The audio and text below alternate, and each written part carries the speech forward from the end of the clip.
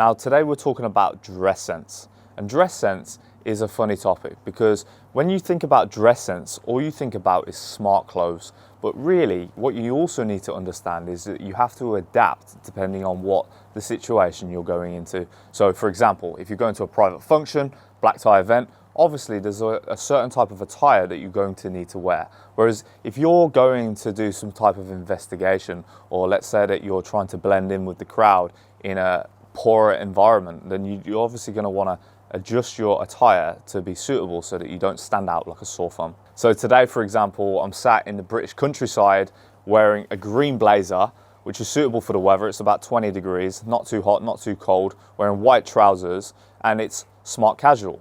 And it suits where I am and the audience that I'm speaking to. We're talking about dress sense. If I was sat here in a tuxedo in the daytime, it just wouldn't have the same impact, because a tuxedo in the daytime is just not going to work in general.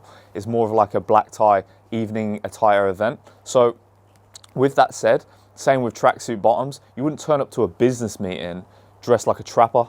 It doesn't make sense. So you also have to understand, like, there's a time and a place for every different outfit.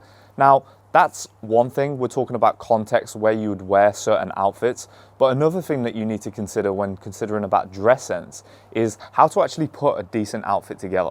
A lot of people out there that I see will, for example, not match their shoes with their belt. And to me, that's just an obvious one. It shows that you don't pay attention to detail. I think paying attention to detail in business is going to get you very, very far. So for me, if I meet somebody and they can't even put a simple outfit together, I'm going to think, okay, well, what else are they not putting together properly in their life? Another example would be color matching. Some people just don't know how to put a good outfit together. Best thing that you can do to get some inspiration, follow certain Instagram pages, such as myself, Men with Class, Men with Street Style. These are great pages where you can take great inspo from classy gentlemen. And I think there's always going to be something on there for everyone. Everyone's going to have a slightly different style, and I don't expect everybody to just copy each other, because that just wouldn't suit your personality. But what you definitely need to consider is that you're at least matching and marrying up the right different colors so that you don't just stick out like a sore thumb and look like a loser that can't put a simple outfit together. Generally, as a man, you can't typically be overdressed. I think women in heels and a dress definitely can turn up to the wrong place and look a little bit out of place. Whereas as a man, you can still wear a suit to most situations and scenarios, other than obviously things that are obvious, like going to the gym and training.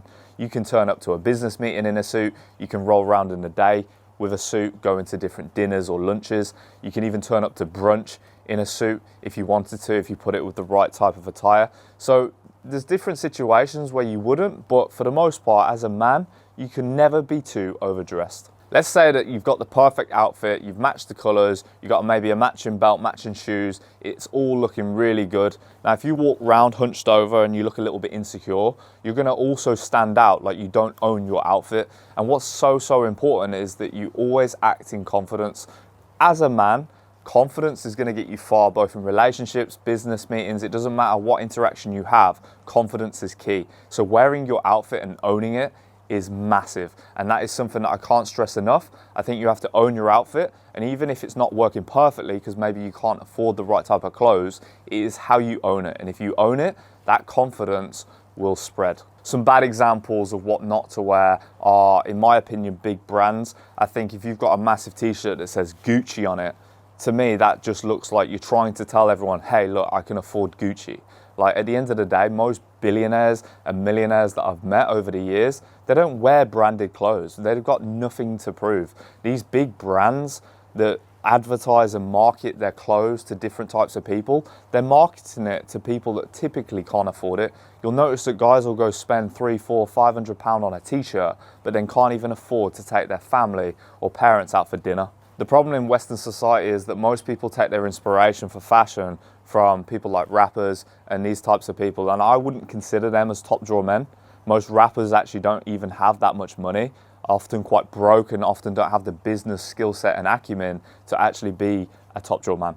Some key take homes for this episode would be confidence. I think that's always one of the main things. I think you can get away with even a bad outfit with good confidence. The second would be tailoring. Make sure that your clothes actually fit you. None of this bright and baggy trousers, baggy jumpers, soy boy outfits. Let's get some proper tailored clothes and wear it with confidence with a good physique. And the third one, just make sure you don't concentrate too much on brands.